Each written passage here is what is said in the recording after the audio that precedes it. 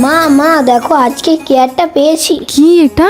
খুব সুন্দর তো। দেখেছো মা কেমন চকচক করছে? একজন তো আমার কাছ থেকে 200 টাকায় কিনতে চেয়েছিল, কিন্তু আমি দেইনি। আচ্ছা, তাহলে তুই এখনই যা, এটা সোনার দোকানে গিয়ে বেচে দিয়ে আয়, তুই এর সঠিক দাম পেয়ে যাবি। ঠিক আছে মা। দাঁড়া। কি তোর হাতে ওটা দেখি?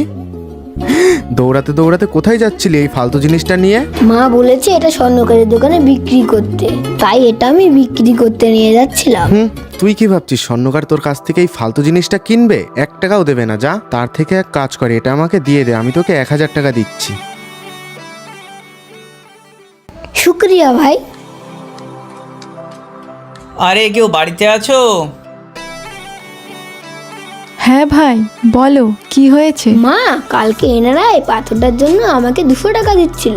হ্যাঁ, কাজ কর খোকা, আমি 300 টাকা দিচ্ছি, যা ওই পাথরটা আমাকে দিয়ে দে। কি হবে ওই বেকার জিনিস রেখে? দিয়ে দে আমাকে। কাকা ওই পাথরটা তো আমাদের কাছে আর নেই। নেই মানে? কোথায় গেল?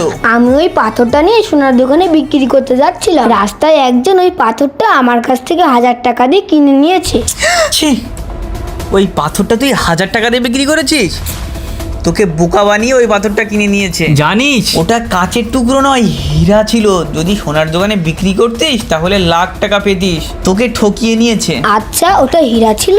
বোকা আমরা নয়, বোকা তোমরা হয়েছো, কারণ আমি তো জানতাম না ওটা হীরা ছিল, কিন্তু তোমরা তো জানতে। সেদিন যদি তোমরা চালাকি না করে হীরাটা কিনে নিতে তাহলে তোমাদের লাভই হতো। আমি তোমাকে আগেই বলেছিলাম, কিন্তু তুমি আমার কথা শোনোনি। ভাগ্য আমাদেরকে সুযোগ দিয়েছিল, কিন্তু তুমি সেটা হাতছাড়া করলে।